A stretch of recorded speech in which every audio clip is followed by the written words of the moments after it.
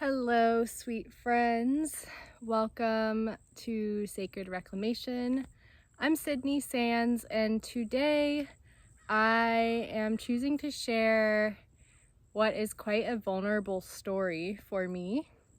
Not many people know this story in completion unless you are a close friend or family member of mine who is someone who has the spaciousness to sit and really listen to a full-on story. I was going to record this as a podcast today, but my internet connection is not working, and so I said, you know what, I will just record a video.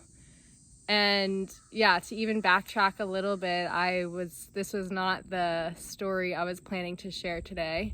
I was actually planning out to share more of an educational, informational episode this week on the menstrual cycle and breaking down exactly what that is. But this morning, when I woke up, it was just very clear to me that today wasn't the day for that. And so yeah, maybe I'll start there. This morning I woke up before 7 o'clock, which is like not really my normal, but I did go to bed early last night because I wasn't feeling well. I was just kind of yesterday feeling like maybe a cold or some kind of sickness was like brewing inside of me. I'm so grateful that I woke up today and I'm not sick, feeling healthy and feeling well. I got some rest, took some vitamin C, was drinking my hibiscus tea yesterday, which is full of antioxidants and vitamin C, and also had some thyme and licorice tea, which was really helpful for kind of clearing out the mucus that was hanging out in the back of my throat. But anyways, I woke up this morning and I just immediately turned to my journal that was right next to my bed. I turned on the salt lamp next to my bed, and I've been practicing morning pages. If anyone's familiar with The Artist's Way by Julia Cameron, I think is her last name. But the book is called The Artist's Way, and that's a practice that you start when you start that book. And so I've been working through that book for I'm on week 7. So the past 6-7 weeks, and have been doing morning pages almost every day. I've missed a few days, but so I opened up my journal and I started writing, and I was just kind of feeling like, and I've had this thought floating around in me for a bit of like, why is my body feeling tired? Why do I feel like I'm on the brink of being sick? Why is my sleep quality not great? Like, it's almost like my mind is just like running, and even when I'm sleeping. And then it just like dawned on me that today is October 15th, and about almost 7 years ago, my mother died. And not only did my mother die, but on that day, not specifically this day, I think it was the 18th. I'm honestly not quite sure of what exact day it was, but it was somewhere around this time 7 years ago. I almost said last year. Oh, thank God it wasn't last year. Thank God I am 7 years out from that day. But yeah, not only did my mother die, I found her. I found her body, and she had committed suicide. So I laugh, I do a little giggle right there because yeah, my body kind of remembers whatever that book is. The body keeps the score. It's like the body also keeps the time. The body is a record keeper. And that experience for sure lives in my body. So I ended up writing the story out in my journal today, and yeah, it's kind of cathartic to tell the story in full. so I'm going to share it here as well. This is my story. This is not my mother's story. And I just want to say that this is my story.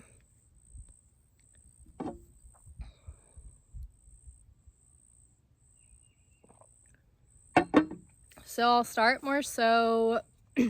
in September of 2018. October was supposed to be like the best month ever.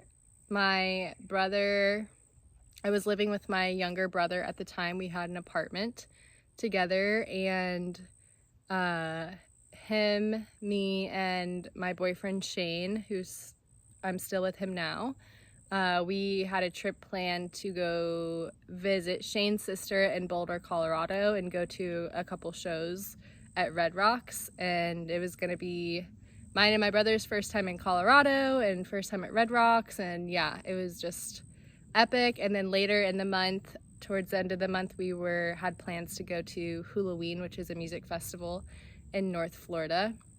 And so it was just supposed to be like the best month ever. It was like, I remember just us waiting, like, October's gonna be so awesome.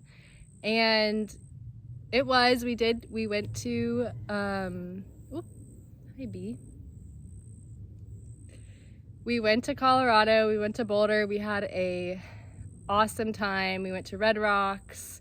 It was so fun. We got time with Shane's sisters, we went hiking, we did all the things, and it was awesome. When we came back, we had like 2 weeks of working again before we went on our next trip to Halloween. And in between there, something happened that we never, ever would have thought would happen, and really threw a wrench in our plans for October being the best month ever.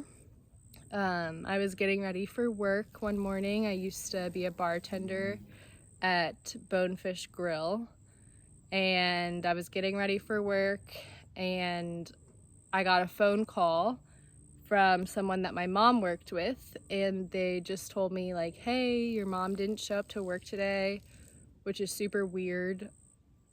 Would you be able to go by the house and check on her? My mom lived alone at the time, and yeah, I think I just said like, of course. I think I said I'm supposed to be going to work myself, but let me see what I can do. But of course, like, I will go check on her and take care of it. And I remember feeling annoyed because my mom was I would say she was a functional alcoholic, and I just assumed that, maybe she drank too much and she didn't get up for work. And I just was in a period of time where I was feeling annoyed with her in general. So I remember just being like, of course I'm going to go, but also like, I'm supposed to be going to work, and now I've got to, as a daughter, like, go drive 30 minutes to go check on my mom who didn't show up for work. And I just felt, slightly annoyed. And I texted someone, and I got my shift covered, and that was all smooth and perfect. And I drove over to my mother's house, which was she still lived in the house that I grew up in as a child. And sorry, I'm distracted by I think it's a hummingbird moth. All the sweet little pollinators that are out here in the garden.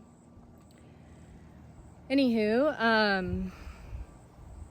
I got to her house, and I punched in the code to the front door, and as soon as I stepped into the house, the smell just hit me, and of course I'd never smelled a dead body before, but I just knew that, yeah, it wasn't a super conscious thought. It was just like, I kind of knew already as soon as I smelt that smell.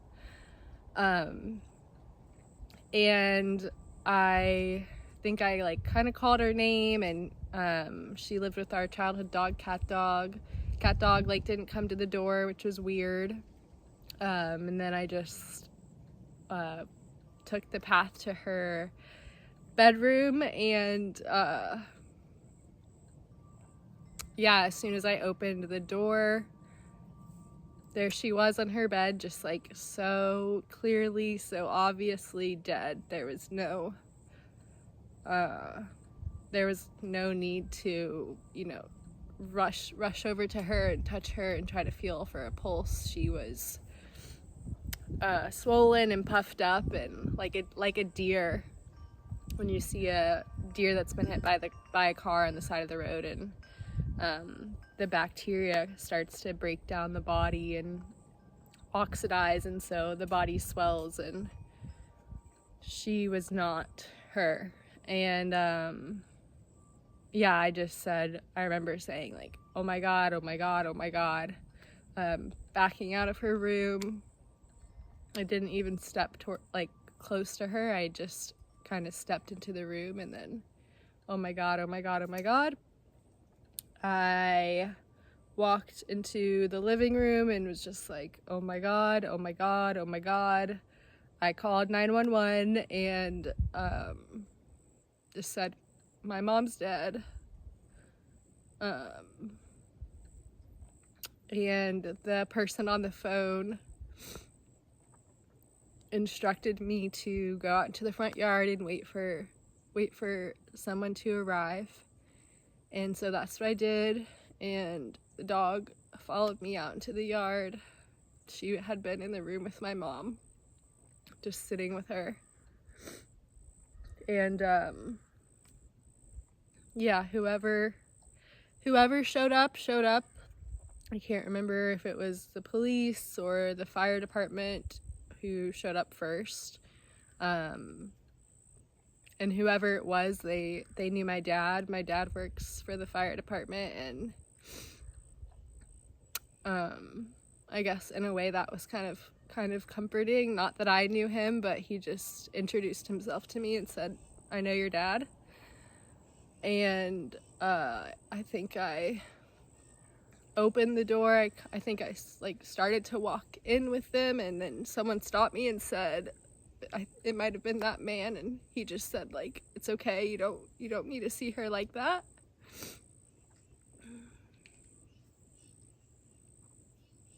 Even though I already did, but of course no one needs to see that at all, and to reduce the amount that someone would see that is obviously best.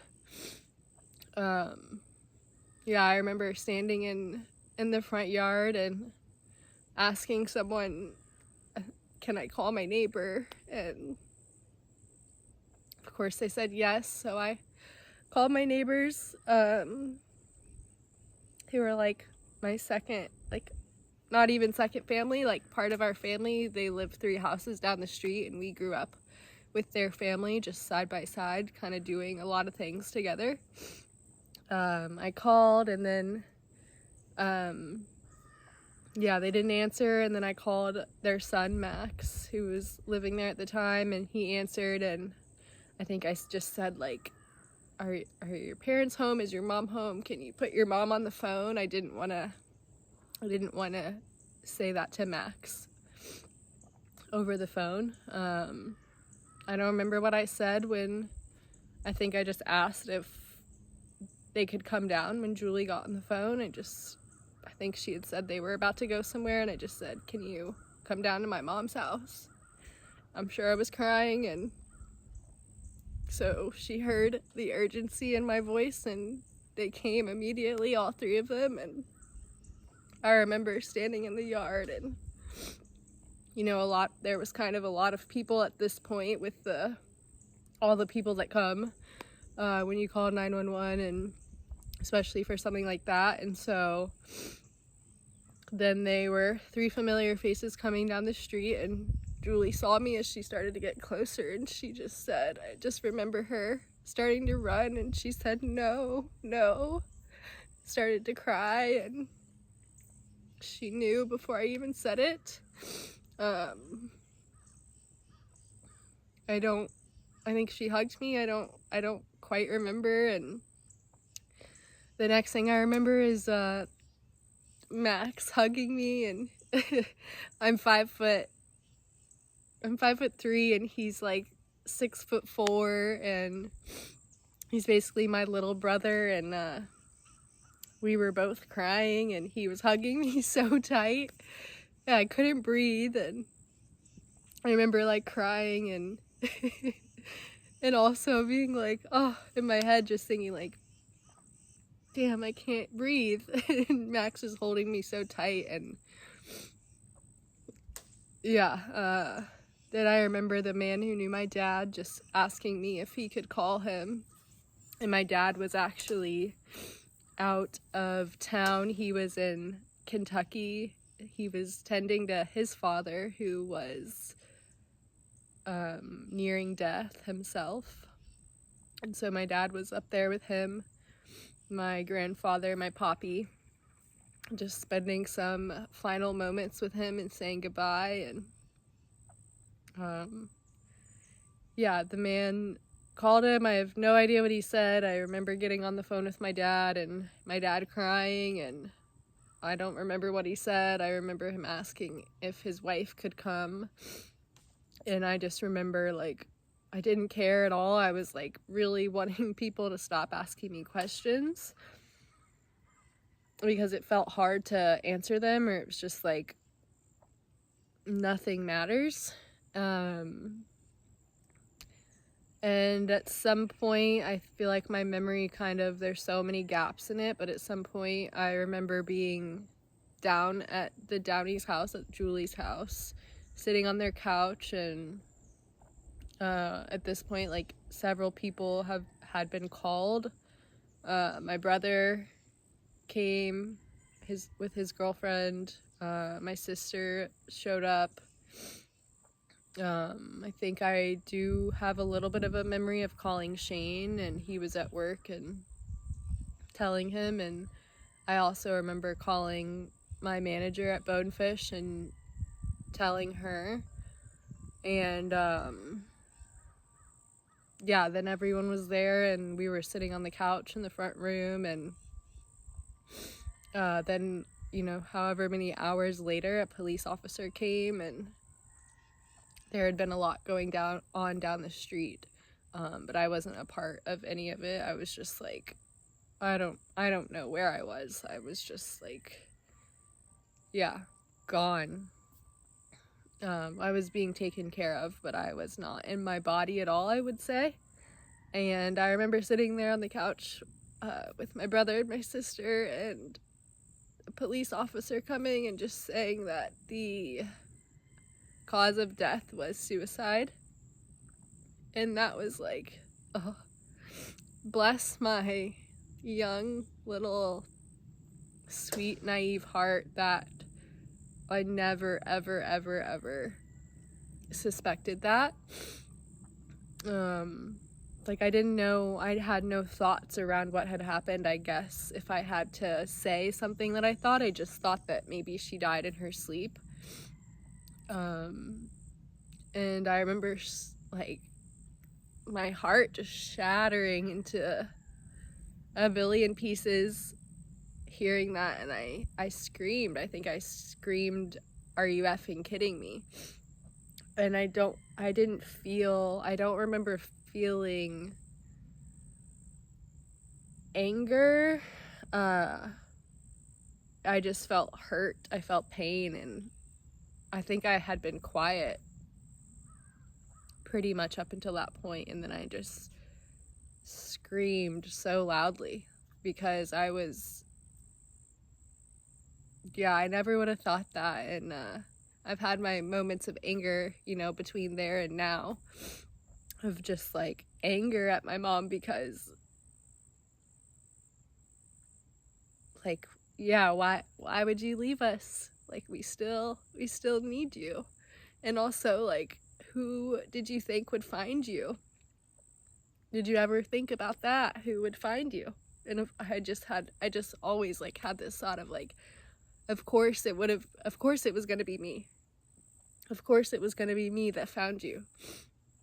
And like, did you ever even stop to take a second to think about that? And who knows, but I've kind of landed on, of course she didn't. Someone who decides to take their own life is, I don't think that they sit there and think like, oh, this is really gonna upset Sydney and she'll probably find me and that's gonna be hard for her, but she'll get through it. Like in my heart, I just feel like there's no way my mom was in that headspace, because I think that would have prevented her from following through. And I think now looking back, like, I'm sure that is what prevented her from following through earlier in her life, is having 3 children. And yeah, now 7 years later, and like all the talks that have been had with my dad, and just finding old journals and reading some stuff and kind of like getting to know my mom more, for like who she was, instead of just seeing her like as a daughter looking to my mother.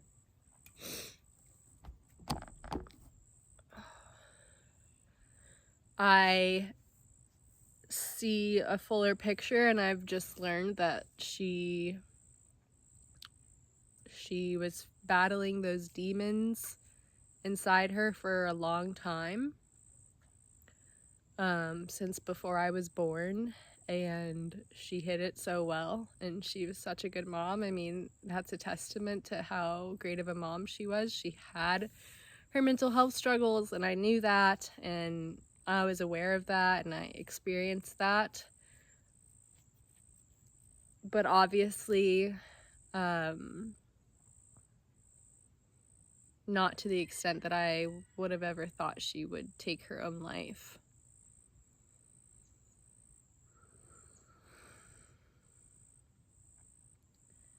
Yeah, and so, I mean, the day must have continued on after that, as every day does. And somehow I ended up back at my apartment, back in my bed. I assume that Shane drove me.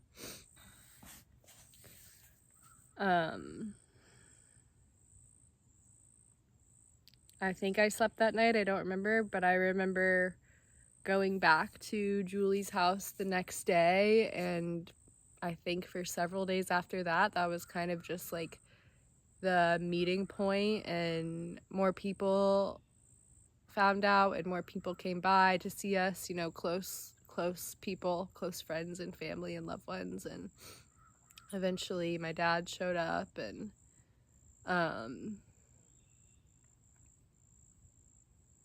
yeah, we would gather there, and that's where food would be sent, and we would just try to be together during that time. I think that's our little crew. And when tragedy strikes, you know, we just know that we have to be together.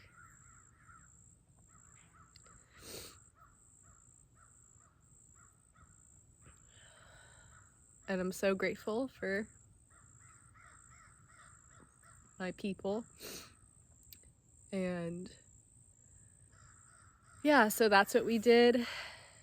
Another thing I remember, which I feel like so much stickiness around sharing this part, but it's because of like the actual stickiness that was present when this occurred. And to me, it feels like it was the next day, and maybe it was and maybe it wasn't. But I remember one of my mom's friends from work coming, and I knew her pretty well. I'd spent time with her, and so she came and she spent some time with us, and she was sitting with Julie and one of my mom's other friends, and they called me over, and they told me, she pulled out this stack of papers, and she told me that I was the beneficiary of like all my mom's stuff, all her financial stuff. She had life insurance and her retirement accounts from being a nurse for I don't know, 35 years. And she told me that I was the sole beneficiary listed, and the hospital wanted her to give me this paperwork, and I would have to go in and meet with someone and sign some papers and like do all this stuff. And like, I remember feeling then, and still very much feeling now, that like, what the hell are you talking about money and paperwork for? Like, I just found my mom dead yesterday, and like I said, I don't know if it was truly the next day, but it feels like, and it felt like it was. And I think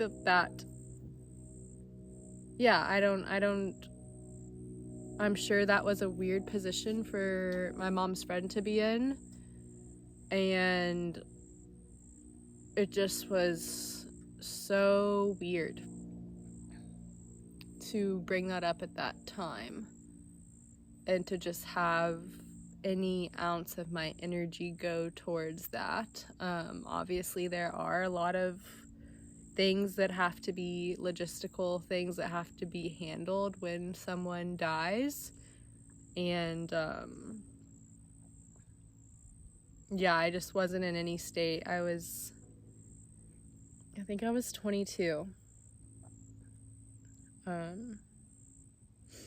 I think I was 22 years old, and I was very much like I was a 22-year-old. I was just having fun and bartending and dropping out of college every other semester, and just having fun. Really in the throes of having fun and being a fun 22-year-old.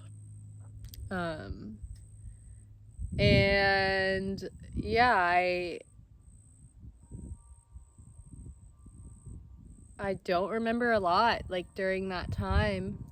My mother's celebration of life wasn't until December.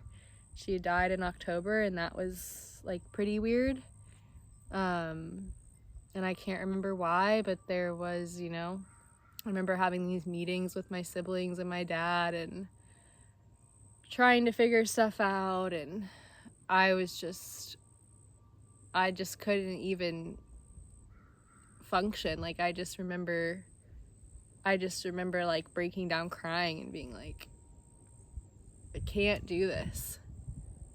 I never went back to work. I hated the job I was at, and so I just never went back to work. I remember sleeping a lot, crying a lot, watching a lot of TV. I spent a lot of time in bed.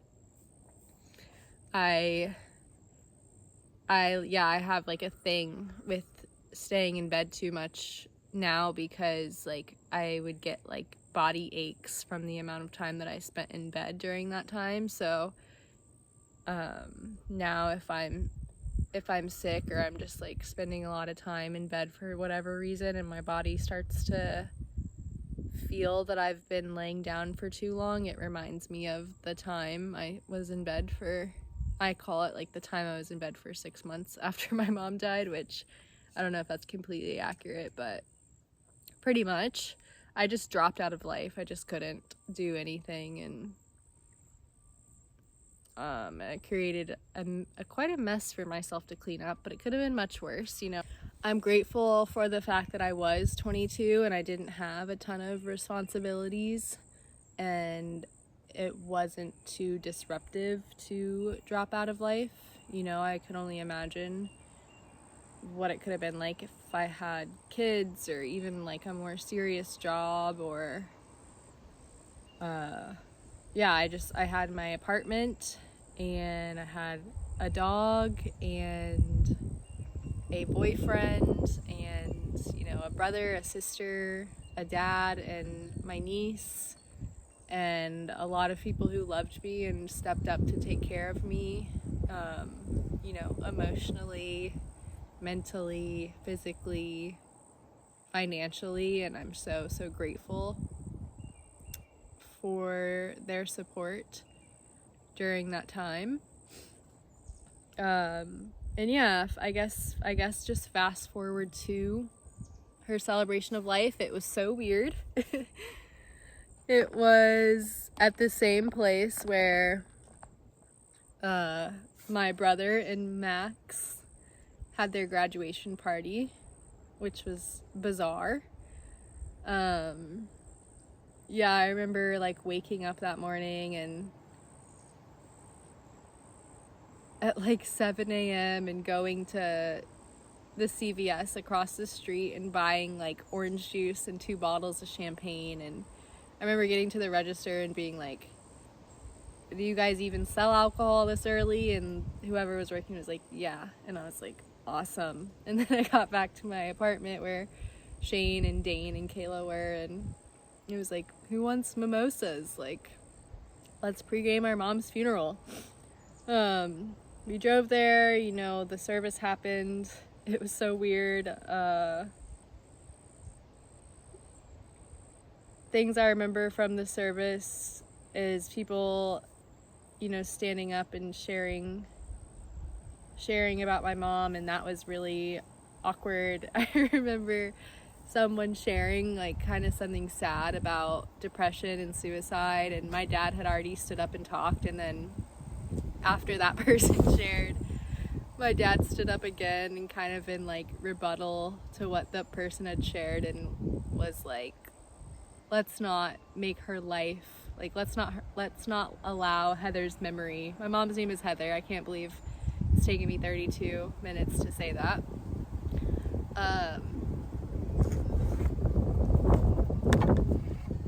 There's the wind.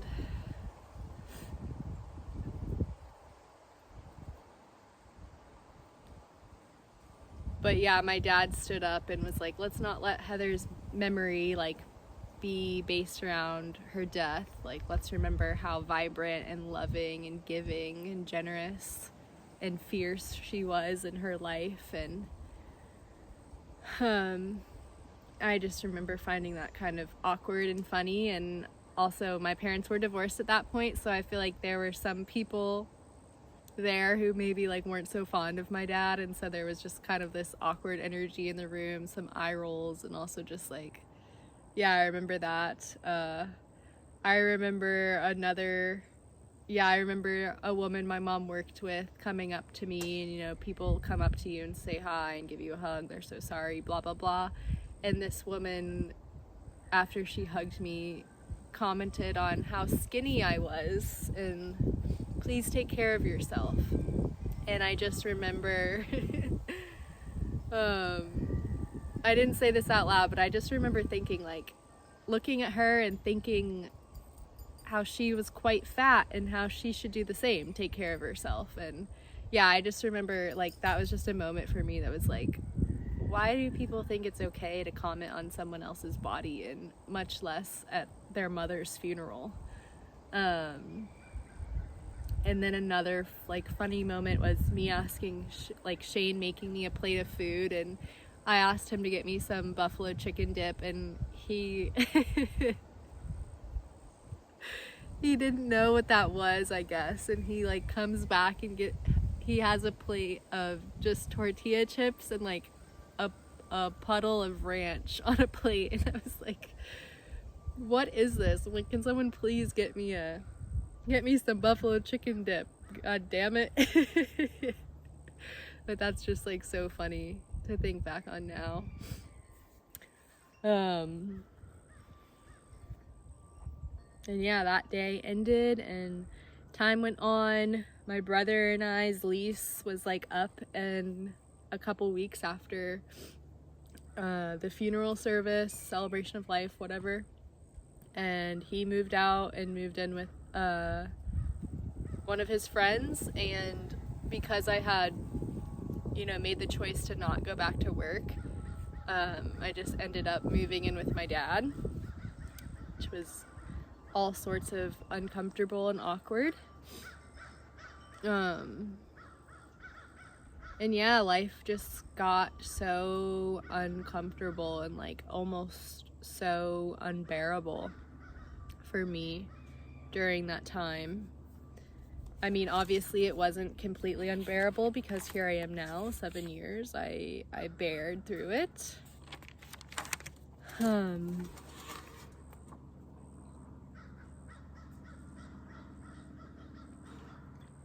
Yeah, just kind of checking what I wrote this morning to see if there was anything I missed. Obviously, I don't need notes to tell the story. It's my story, my experience.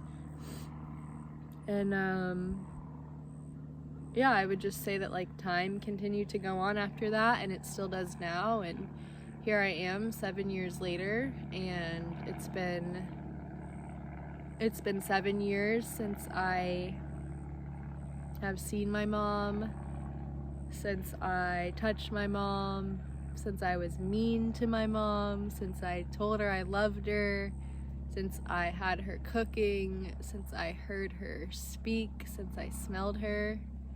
And like sadly those memories do fade, and I find myself like having a hard time remembering like what her face looked like, or remembering what her voice sounded like. I feel like I remember her hands, which is interesting. And I actually have, I think I might have a voicemail on my phone, but I at least have like one video where I can hear her voice. And it's kind of strange because there's something in me now. I heard that like recently in the last handful of months, and I kind of just wonder, like, I could almost like hear the pain in her voice in that video. And that might just be something I'm making up, or like maybe that is true. Maybe that was a rough day for her.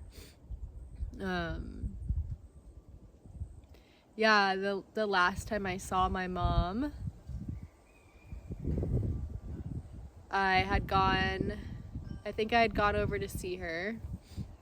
Since my brother and I moved out, like my mom was, I think she was lonely and she wanted to like spend more time with us. And like I said, I was kind of annoyed with her in that period of my life. And I definitely had like just some anger towards her through, 22-year-old and her mother, like, and we lived together. After I had lived on my own, I moved back home, and it just like wasn't smooth. And so it felt good to move out again and have my own space and, bring my brother with me. But my mom certainly missed us, and I remember just her like texting somewhat often and wanting us to come over for dinner, or wanting to come to our apartment to make dinner. And like, yeah, I just remember making up a lot of excuses for like why I couldn't. And the day that I went and saw her, must have been like in the afternoon or something, and I just went to spend a little bit of time with her. And I wanted to leave, and then I was trying to leave, and then she didn't want me to leave. And yeah, she kind of like dangled my niece, who I love so much, like as bait for me. And she was like, come with me to pick her up from school. And I did. And I remember being like, okay, I will, but after that I'm leaving. Like, I'm not staying to hang out with you guys all day. Oh, there's a little yellow jacket on my foot. Don't love that. And so I rode with her to go pick up my niece from school, and then yeah, we got back, and I'm pretty sure I like didn't even go in the house. I was like being so firm in my like, I'll come with you, but after that I'm leaving. I think I thought I was practicing boundaries, and maybe I was. And yeah, I remember, I think, hugging them goodbye in the driveway, and obviously I said I love you. I don't know if I remember that actually, but of course we said I love you, and I got my car and drove away, and I had no freaking clue that that was going to be the last time I saw her. And I probably would have been a lot nicer to her, and I probably would have stayed longer.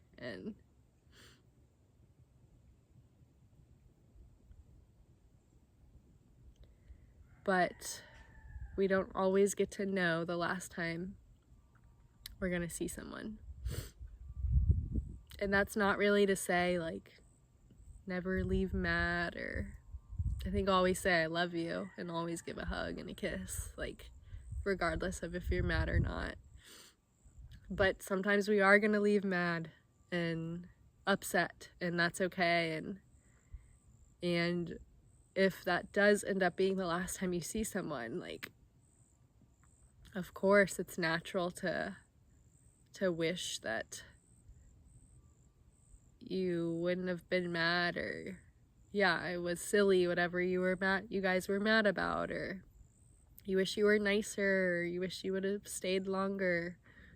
Like, that's so natural, but it's not something to beat yourself up around. It's actually a beautiful invitation to practice loving yourself for what is real, and knowing that you're human. And yeah, being human comes with all these emotions and experiences. Being alive comes with all of it, not just the good stuff. And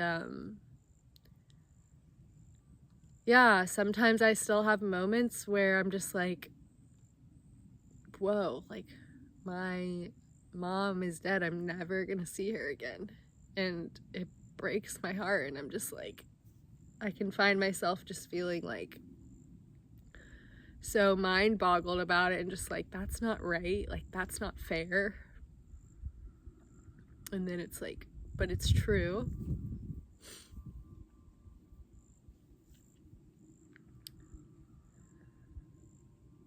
And you know, I'm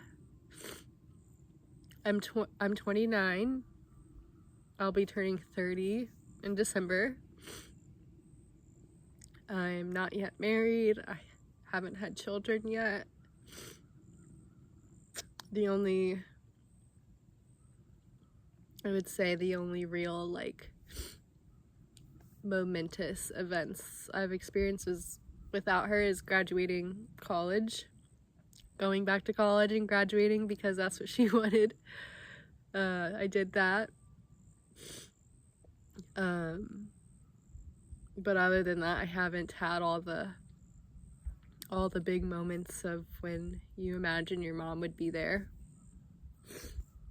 Although there's so many small moments where you imagine your mom would be there, or you'd be able to call her and tell her what's wrong, what's going on, what you're struggling with. Maybe asking for advice, or probably not, but maybe receiving wisdom or advice and being annoyed by it. I have found myself over the past 7 years, like, really seeking out relationship with women. And yeah, actually a couple, I would say, like, maybe a year, or somewhere in like the first 3 years, I actually had this like strong yearning to become a mother myself. And like, not to overanalyze that, obviously it was of like childbearing age, and so that's normal in itself, but it was also like this it was really a craving for family. I feel like although only my mother died, it felt like I didn't have a family anymore, and it felt like I didn't have a home. Yeah, that was my big one, is like not having a home. And I have had a lot of learning and lived a lot of life, 7 years of life, and I still have moments of yearning for that. And also I have this like deep grounded awareness and knowing and memory and remembering that like this is my home, and not even really this, like my soul is my home. It doesn't matter where I am in the world, and it doesn't even matter if when the day comes when I'm no longer in this body. I'm always home.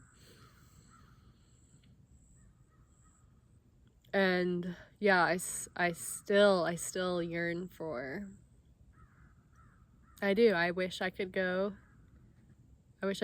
to her house and come over for dinner and eat her fettuccine alfredo or her chili or just literally anything that she would cook. Grilled chicken and veggies or a salad. She made really good salads. Enchiladas, lasagna, stuffed shells. I have a really sweet memory of her coming over to our apartment once and we all made stuffed shells together. It was really sweet. And yeah, I also have I have one photo of her and Shane together that I really, really treasure, and neither of their faces are in it. It was just like we were at my mom's house once for dinner and them two are in the kitchen cooking, standing side by side, preparing food, and I treasure that photo, and I just treasure the fact that Shane got to meet my mom because him and I just started dating earlier that year. We were together for like 6 months before she died. And yeah, I've leaned into my spirituality. I've leaned into life so much, living life, and what does it mean to be alive, and what do I need in order to continue being alive, and how can I live my life and create my life in such a way that I don't arrive at the age of 49 and decide to take my life. So that's what I'm doing here. That is really what sacred reclamation is all about, for those of you who don't know. Is like reclaiming life as sacred and, you know, just like completely getting rid of any bullshit in life that's just not true. I think my mom sometimes got caught up in the rat race of working to pay bills and to buy things, and almost like there was never enough, even though we had so much, and caught up in like, you have to work hard, life is, I just feel like she really carried this story of like life not being easy, and people will always disappoint you was another one of hers, and I am doing my darndest to rewrite those. You know, life is not about money. Money is an aspect of life as a human being living today. It is one aspect. It isn't everything, and I don't even know how important it is. And people, you may be disappointed by people, but that is not a reason to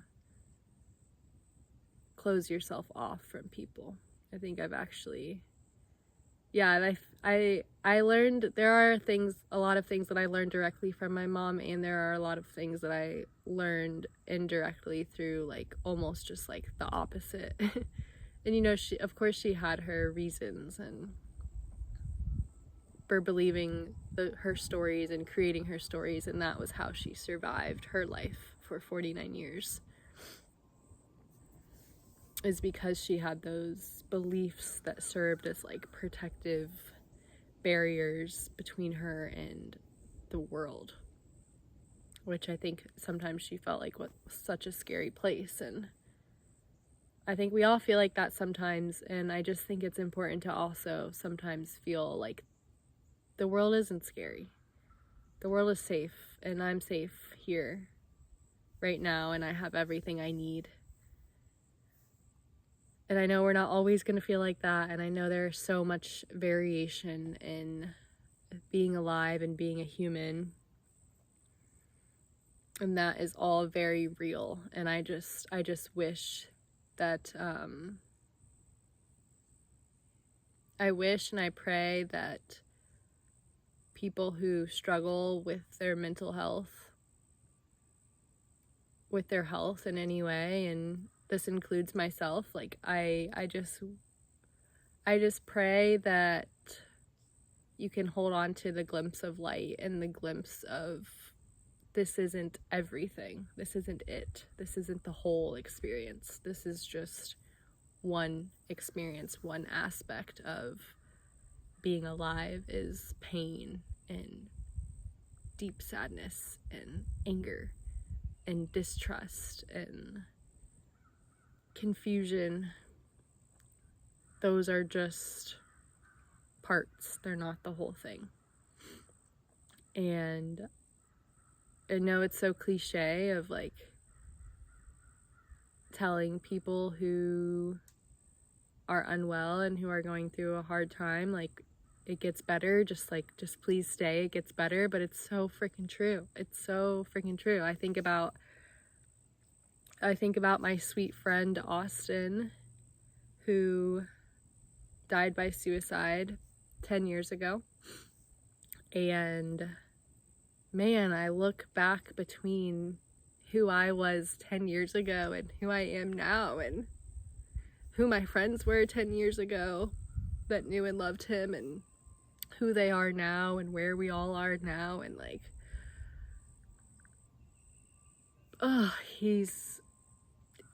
I wish he was here. I wish he would have stayed, because it gets better. It's gotten better. It's gotten so much better.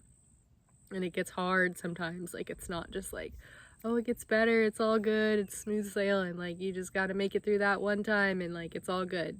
No, it still gets hard. It still gets bad sometimes. But overall, it gets so much better. Yeah, and I remember my mom telling me when Austin died, she told me that when someone decides to commit suicide or to kill themselves, there's nothing you can do to stop them. There's nothing you can say to stop them. There's nothing you could have done. And I don't even know how I feel about that now. I think I've felt so many different things about that. I think that I probably missed an opportunity there for a deeper conversation. And maybe there was a deeper conversation that's the only thing that sticks out to me. I in a way I disagree. You know, in a way, it's like if my mom would have called me,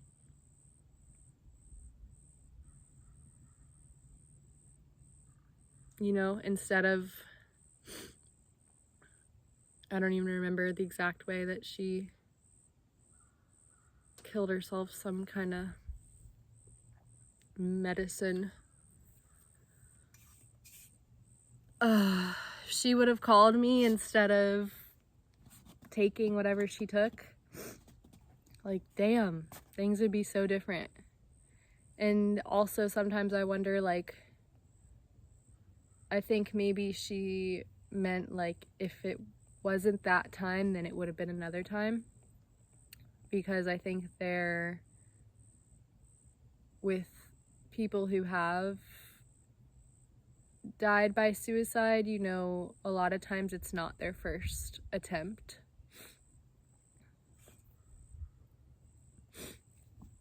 And I think maybe they think that, like, this is the way I'm meant to go, or like I'll finally do it.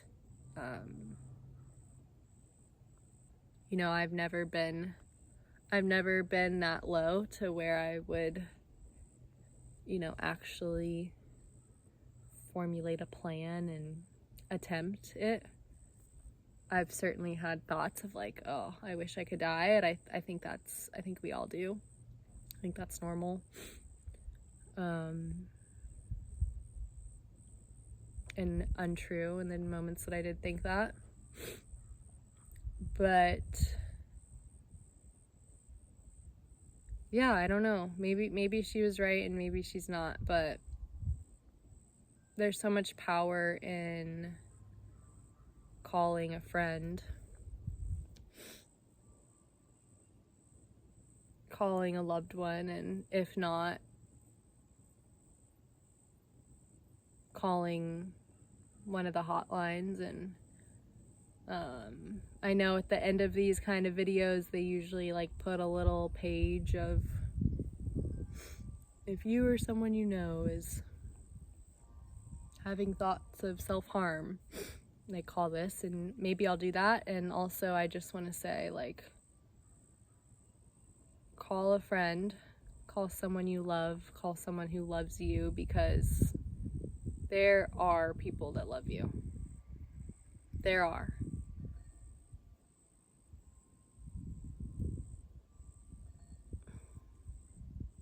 And I mean, even talking to a stranger, you know, there's love between all of us, especially in moments of crisis like that. There's so much love to be shared in the world. So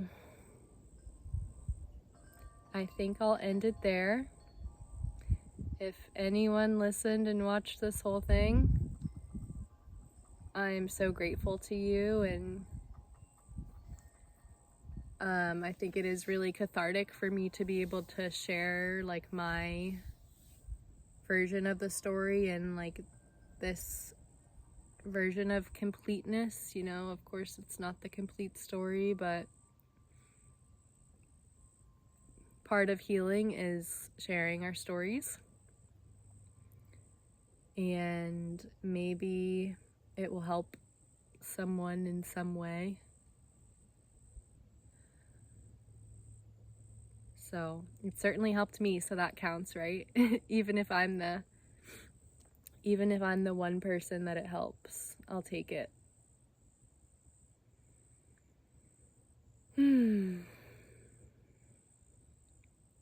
I am sending you all so much love and gratitude, and just sending out, prayers of love and compassion and understanding, and also courage and willingness to believe in something better.